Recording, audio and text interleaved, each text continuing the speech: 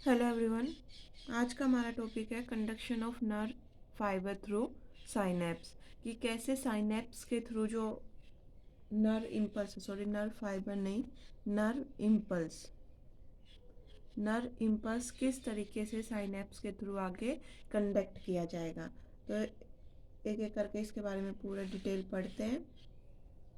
अगर हम बात करें सबसे पहले डेफिनेशन की, कि क्या डेफिनेशन होती है इसकी, कि साइनेप्स होता क्या है।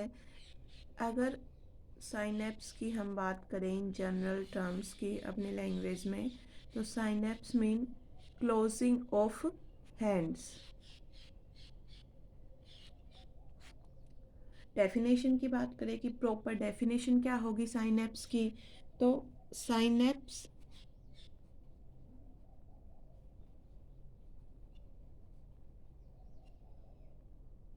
is the close proximity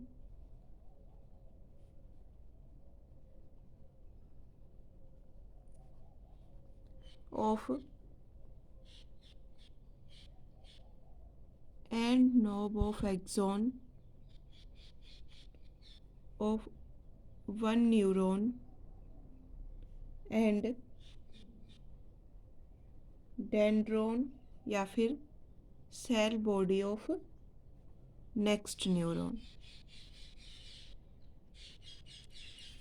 क्या है साइनेप्स? क्लोज प्रोक्सिमिटी मतलब बहुत ज़्यादा पास में होना किसका? End knob of one axon of one neuron. जैसे कि एक न्यूरॉन है, ये क्या है इसका? एक्सोन का एंड नोब है।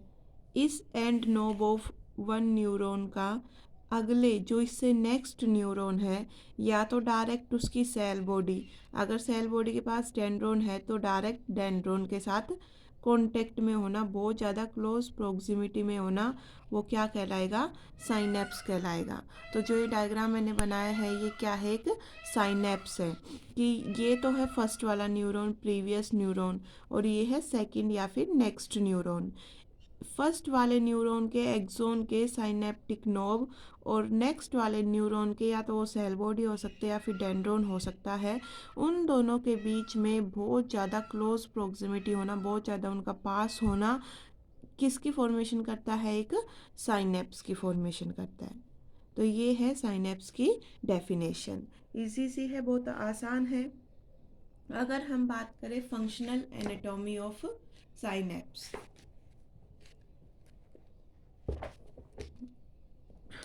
किसकी बात करें हम? Functional anatomy of synapse.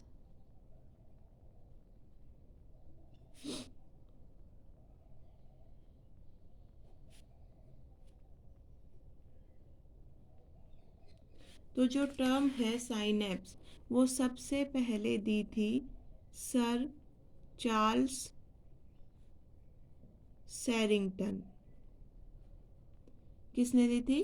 Sir Charles सैरिंगटन ने सबसे पहले जो टर्म साइनेप्स है उसे कॉइन किया।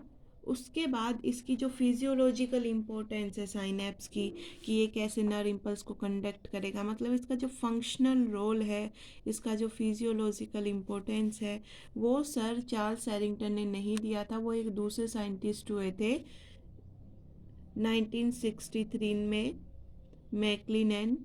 इन्होंने फंक्शनल रोल ऑफ साइनेप्स बताया था। अगर हम बात करें कि साइनेप्स किस चीज़ का बना हुआ है, तो फंक्शनली साइनेप्स थ्री कंपोनेंट्स या थ्री पार्ट्स का बना हुआ है। First one is pre synaptic membrane या फिर pre synaptic terminal. Second one is synaptic cleft and third one is post synaptic membrane. Post synaptic membrane. तो अगर हमें इन तीनों पार्ट की एनाटॉमी समझ आ जाती है, तो इसके थ्रू नर्व इम्पल्स कैसे कंडक्ट होगा, वो एक बहुत इजी प्रोसेस है, वो आराम से समझ पाएंगे हम। Pre synaptic terminal, synaptic left and post synaptic membrane, ये तीन मेजर पार्ट है। इन्हें डायग्राम के थ्रू समझेंगे और डायग्राम से ही फिर हम इसके फर्दर डिटेल्स पे जाएंगे। ये क्या है? एक्सोन। इस एक्सोन के थ्रू एक्शन पोटेंशियल आ रहा है, एक्शन पोटेंशियल या फिर नर इम्पल्स इस एक्सोन के थ्रू आ रहा है। ये एक्सोन है प्रीवियस न्यूरॉन का। इस एक्सोन का ये टर्मिनल है, ये साइनेप्टिक नोब है। तो फर्स्ट पार्ट है ये। फर्स्ट पार्ट क्या था? Pre synaptic terminal. तो ये हमारा फर्स्ट पार्ट हो गया। ये जो प्री साइनेप्टिक टर्मिनल है, इसका ये जो नोब लाइक स्ट्रक्चर है, इसे हम बोलेंगे साइनेप्टिक नोब या फिर एंड नोब बोल दें। इसके अंदर बहुत सारे नंबर में माइटोकॉन्ड्रिया प्रेजेंट हैं।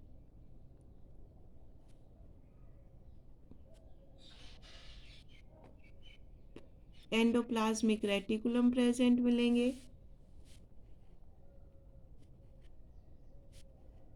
ये सीक्रेटरी वेसिकल्स हैं और इनके अंदर न्यूरोट्रांसमीटर्स प्रेजेंट है।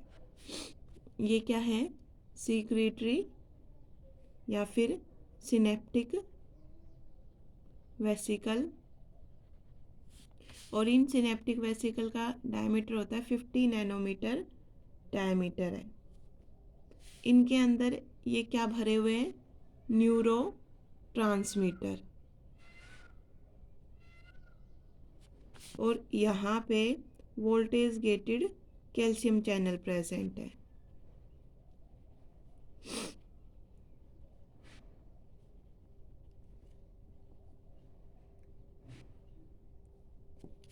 इस मेम्ब्रेन पे voltage gated calcium channels present है।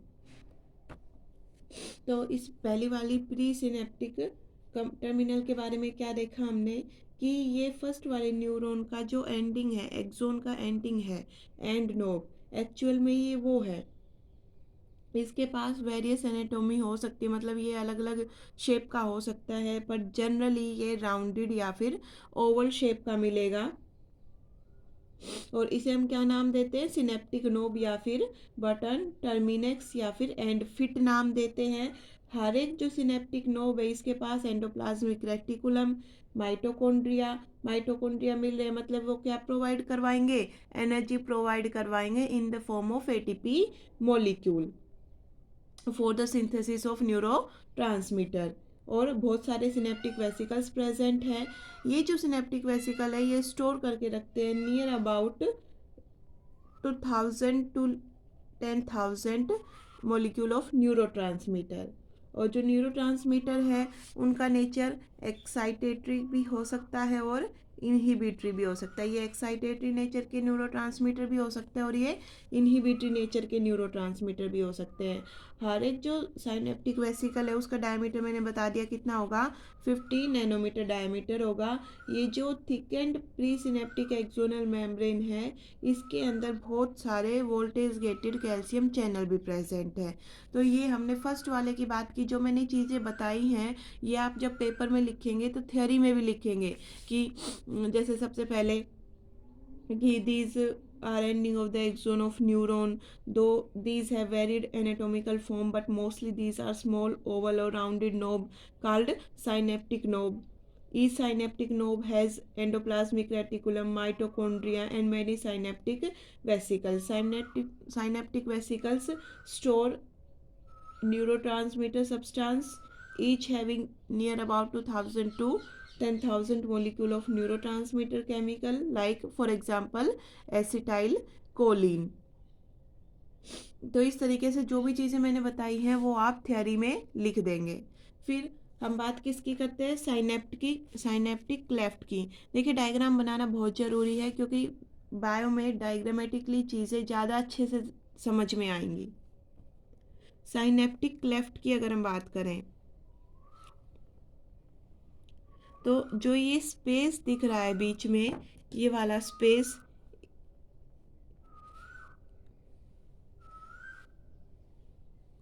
ये पूरा स्पेस, इस पूरे स्पेस को हम क्या बोलेंगे? साइनेप्टिक क्लेफ्ट बोलेंगे। ये क्या है? एक माइक्रोस्कोपिक फ्लूइड फिल्ड गैप है, microscopic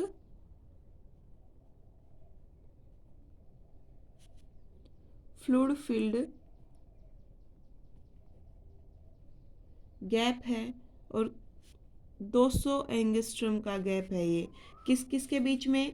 pre synaptic terminal and post synaptic membrane के बीच में। तो देखो जो दो न्यूरॉन है इनके बीच में एक गैप है, मतलब कोई भी साइटोप्लाज्मिक या प्रोटोप्लाज्मिक कनेक्टिविटी प्रेजेंट नहीं है। फिर हम बात करते हैं इस हमारे थर्ड वाले पार्ट की, तो हो गया सेकंड पार्ट। अगर हम थर्ड वाले पार्ट की बात करें, थर्ड वाला पार्ट कौन सा? ये पोस्ट साइनेप्टिक मेम्ब्रेन। साइनेप्स से पहले प्री, साइनेप्स से बाद में पोस्ट। साइनेप्टिक क्लेफ्ट से पहले वाले को हमने क्या बोल दिया? प्री। बाद वाले को क्या बोल देंगे? पोस्ट। तो थर्ड वाला कौन सा है? ये पोस्ट साइनेप्टिक मेम्ब्रेन। ये डायरेक्ट सेल बॉडी भी हो सकती है या डेंड्राइट भी हो सकता है न्यूरॉन का। और मेनली यहाँ पर क्या प्रेजेंट है? मेनली यहाँ पर प्रेजेंट है कीमो रिसेप्टर्स। ये इस तरीके से ऐसे कीमो रिसेप्टर्स प्रेजेंट है,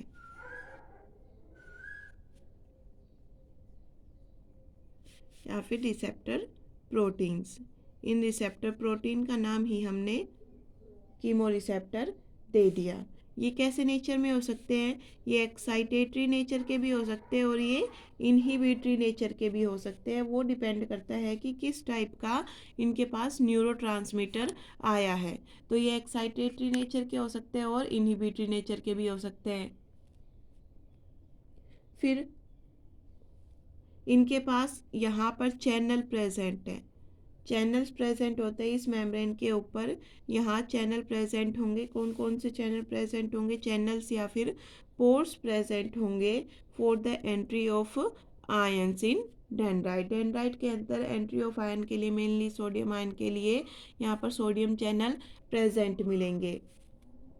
तो ये थी इसकी फंक्शनल एनाटॉमी। तो जो ये फंक्शनल एनाटॉमी है इसी के थ्रू ही जो हमने ये पढ़ा, हम आसानी से अब इसके मैकेनिज्म की बात कर सकते हैं कि कैसे जो नर्व इम्पल्स है वो यहाँ से यहाँ तक पास होगा। नर्व इम्पल्स का कंडक्शन थ्रू साइनेप्स, इसका मैकेनिज्म हम आराम से पढ़ सकते हैं। जब कोई भी नर्व इम्पल्स आएगा, देखो जो मैं ये चीज़ें बोल रही हूँ ये आप अपनी थ्योरी में लिख लें कि जब कोई भी नर्व इम्पल्स आएगा और वो इस एंड नोब ऑफ एक्सोन के पास पहुंचेगा, उस टाइम पे लार्ज नंबर ऑफ कैल्शियम है और यहाँ पे सोडियम चैनल भी प्रेजेंट है। Calcium and sodium channels open होंगे। कैल्शियम सोडियम चैनल ओपन होंगे तो अंदर क्या आ जाएंगे? सोडियम आयन एंटर करेंगे और बहुत सारे कैल्शियम आयन्स एंटर करेंगे। जब नर्व इम्पल्स आया एक्सोन से होता हुआ और वो एंड नोब तक पहुंचा है, यहाँ आते ही voltage gated calcium plus sodium channel open up होंगे और बहुत सारे कैल्शियम एंड सोडियम आयन इस नोब के अंदर एंटर करेंगे और इस नोब के अंदर एक एक्शन पोटेंशियल डेवलप होगा। सिनेप्टिक नोब के अंदर जो कैल्शियम आयन्स हैं वो बाइंड होते हैं प्रोटीन मॉलिक्यूल के साथ। जो कैल्शियम आयन है वो किसके साथ बाइंड होंगे? वो बाइंड होंगे इस सिनेप्टिक नोब के अंदर। ये बाइंड होंगे, कुछ रिलीज साइट्स प्रेजेंट है, कुछ प्रोटीन प्रेजेंट है जिनके हम नाम देते हैं रिलीज साइट। ये कहाँ पर प्रेजेंट है? जो पोस्ट सिनेप्टिक मेम्ब्रेन है इसके टर्मिनल्स के मेम्ब्रेन्स के ऊपर, यहाँ पर इस तरीके से ये रिलीज साइट्स प्रेजेंट हैं। और नियर अबाउट इसके अंदर जैसे जो सिक्रीटरी वेसिकल थे,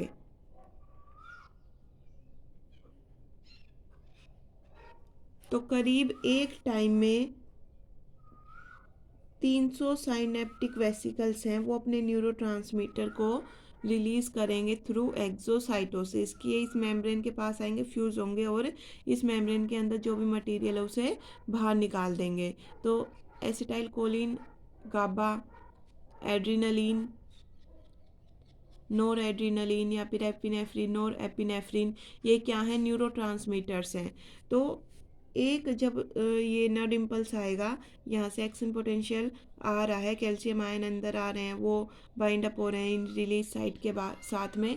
उसके बाद करीब करीब 300 साइनेप्टिक वेसिकल हैं नोब के, वो सीक्रेट करेंगे न्यूरोट्रांसमीटर को थ्रू इस किसके अंदर, इस साइनेप्टिक क्लेफ्ट के अंदर, through the process of exocytosis. और जो ये प्रोसेस है इसको हम क्या कहते हैं, एक्साइटेशन सीक्रेशन कपलिंग।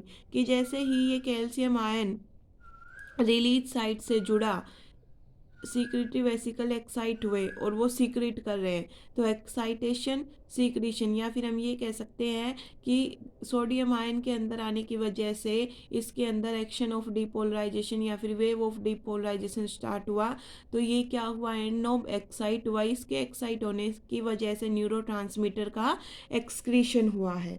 तो इसे हम क्या बोलते हैं, excitation secretion, excitation secretion coupling,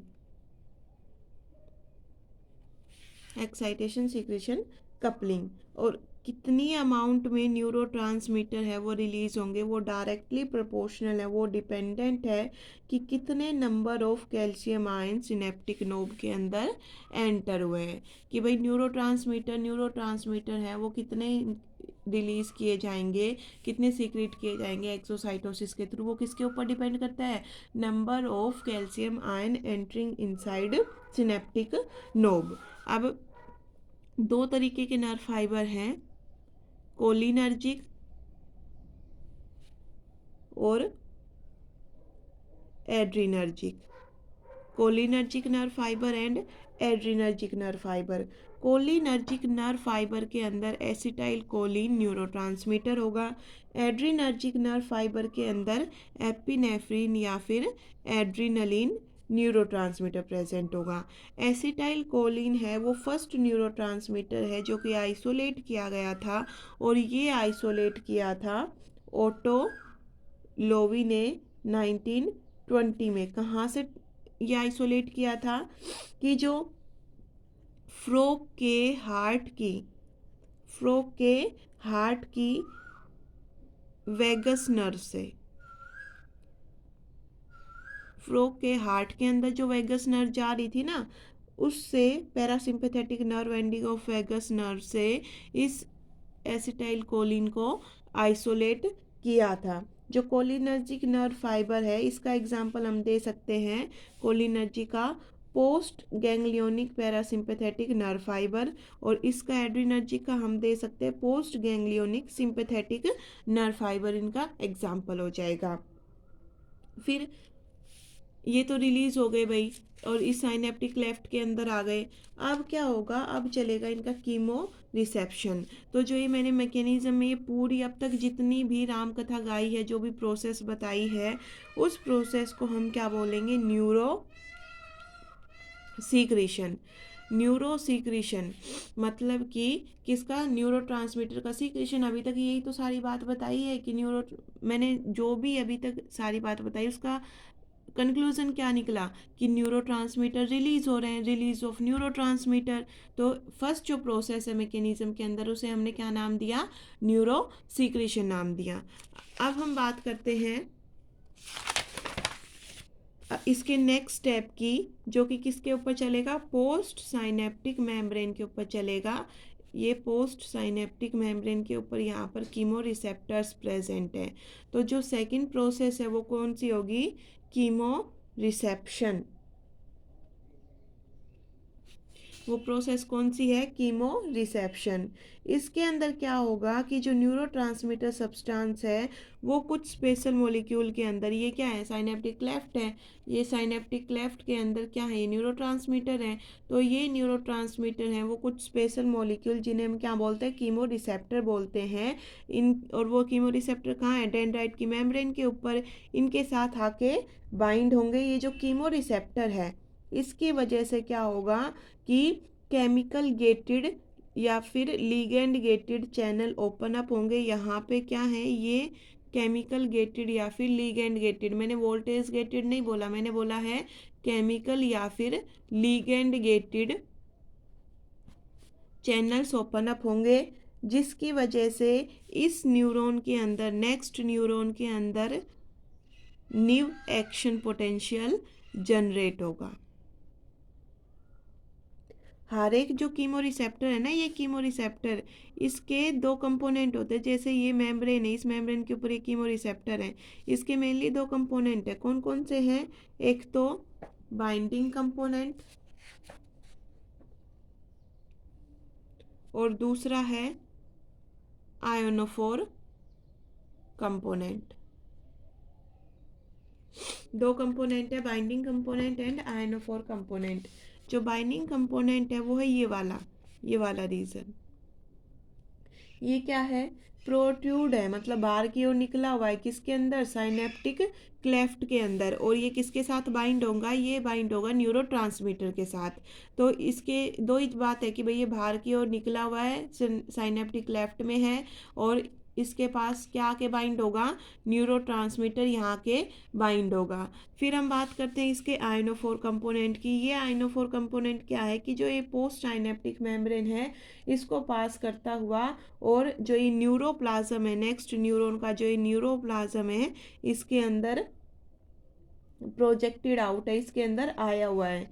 ये आयनोफोर कंपोनेंट ना दो तरीके से काम करता है। एक तो ये काम करता है केमिकली एक्टिवेटेड आयन चैनल के थ्रू। ये बहुत आसान है इसका mechanism, chemically activated ion channel के थ्रू। और दूसरा ये काम करता है एज एन एंजाइम रिसेप्टर की तरह।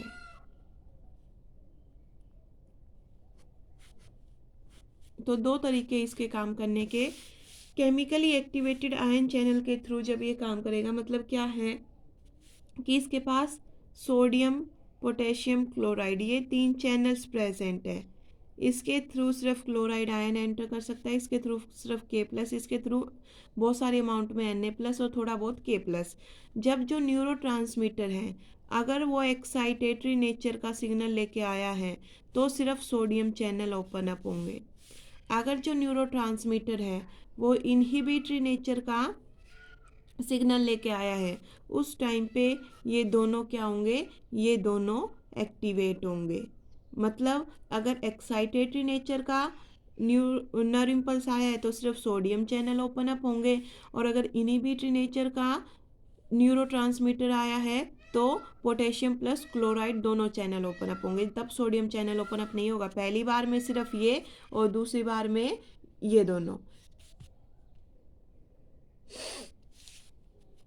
अगर आयनोफोर कंपोनेंट है वो एज एन एंजाइम रिसेप्टर की तरह काम करेगा, तो ये क्या है कि सेल के अंदर जो ये सोमा है, सेल बॉडी है, इसके अंदर मेटाबॉलिक चेंज लेके आता है, इंटरनल मेटाबॉलिक चेंज लेके आएगा। अब वो कैसे लेके आ सकता है कि मेटाबॉलिक मशीनरी है उसको एक्टिवेट करके, मेटाबॉलिक मशीनरी को एक्टिवेट करके, दूसरा कि सेलुलर जीन्स को एक्टिवेट करके, प्रोटीन काइनेजिस को एक्टिवेट करके। ये तीन तरीके से मेटाबॉलिक मशीनरी है उसे एक्टिवेट कर सकता है, मेटाबॉलिक मशीनरी में चेंज ला सकता है, मेटाबॉलिज्म के अंदर चेंज ला सकता है सेल के मेटाबॉलिज्म में, मेटाबॉलिक मशीनरी के थ्रू, सेलुलर जीन्स एक्टिवेशन के थ्रू, प्रोटीन काइनेज एक्टिवेशन के थ्रू। अब देखो जो ये यहाँ से यहाँ तक इम्पल्स आने में जो ये टाइम लगा है ना, कि भाई यहाँ नोब से लेके और इस डेंड्राइट के पास में जो एक्शन पोटेंशियल ऐसे कंडक्शन हुआ, यहाँ का जो टाइम लैग है, टाइम गैप है, वो कितना है? 0.5 मिली सेकेंड है। ठीक है, अब थोड़ा सा और जनरल बात कर लेते हैं कि अगर यहाँ पर ये न्यूरोट्रांसमीटर केमिकल ACH है और हमें क्या करना है? कंटिन्यूस स्टिमुलस को अवॉइड करना है, तो हमें इस ACH को क्या करना पड़ेगा? किसी तरह इनएक्टिवेट करना पड़ेगा। क्या करना पड़ेगा? हमें इसे किसी तरह इनएक्टिवेट करना पड़ेगा। तो इसे इनएक्टिवेट करने के लिए हमें क्या करना पड़ेगा? इसे हमें हाइड्रोलाइज करना पड़ेगा, और ACH को हाइड्रोलाइज करता है acetyl choline esterase enzyme. Acetyl choline esterase enzyme, और ये इसे ब्रेक डाउन कर देगा किस किस के अंदर? एसिटिक एसिड प्लस कोलिन के अंदर। और ये प्रोसेस कहाँ चल रही है? साइनेप्टिक क्लेफ्ट में, क्योंकि ACH यहीं पे है। अगर हमें कंटिन्यूस स्टिमुलेशन को रोकना है तो ACH को इनएक्टिवेट करना पड़ेगा थ्रू हाइड्रोलाइसिस। और वो कौन करेगा? एसिटाइल कोलिन एस्ट्रेस, एसिटिक एसिड और कोलिन के अंदर। अगर इसकी हमें रीसिंथेसाइज करवानी है तो ये ब्लड में चला जाएगा, ब्लड में जाके इसकी रीसिंथेसिस होगी और एसिटाइल कोलिन एसिटाइलेज एंजाइम है, कोलिन एसिटाइलेज एंजाइम है, जो कि इसकी रीसिंथेसिस किस में करवा देगा? एसिटाइल कोलिन के अंदर करवा देगा। हर एक जो मॉलिक्यूल है एसिटाइल कोलिन का वो हाइड्रोलाइज हो सकता है, ठीक है। और करीब करीब 1 मिली सेकंड के अंदर, अगर मैं डाटा की बात करूँ तो 1 मिली सेकंड के अंदर 10 मोलिक्यूल्स ऑफ एसिटाइल कोलिन है वो क्या हो सकते हैं? हाइड्रोलाइज हो सकते हैं। तो जो एसिटाइल कोलिन है वो कौन से प्रिंसिपल को फॉलो कर रहा है कि सिंथेसिस फिर रिलीज फिर से रीसिंथेसिस। अगर हम बात करें, ये कोलिनर्जिक नर्व फाइबर की थी। एड्रीनर्जिक नर्व फाइबर के अंदर जो एड्रीनलिन है, अगर हमें उसे इनएक्टिवेट करना है तो हमें कौन सा एंजाइम चाहिए? Mono amine oxidase, monoamine oxidase enzyme चाहिए, जिसकी हेल्प से एड्रेनलिन जो न्यूरोट्रांसमीटर है हम उसे इनएक्टिवेट करवा सकते हैं। अब देखो, जो ये चीज़ आपने देखी है ये क्या है? ये सिर्फ एक ही डायरेक्शन में इसका कंडक्शन हुआ है, तो ये क्या है? वन वे साइनेप्टिक कंडक्शन है कि साइनेप्स के ऊपर जो नर्व इम्पल्स है हमेशा वो एक ही डायरेक्शन में एक्सोन से, यानी कि प्री सिनेप्टिक न्यूरॉन से पोस्ट सिनेप्टिक न्यूरॉन के पास ही जाएगा। कभी भी वो डेंड्राइट से एक्सोन के पास नहीं जा सकता, क्योंकि जो डेंड्राइट है वो कभी भी न्यूरोट्रांसमीटर केमिकल को सीक्रेट नहीं कर सकते, और जो एक्सोन है वो कभी भी कीमो रिसेप्टर अपने पास नहीं रख सकते। तो ये क्या एक्सप्लेन करता है कि वन वे कंडक्शन होता है नर्व इम्पल्स का। तो ये था इसके बारे में। Thank you very much for watching my videos. Thank you.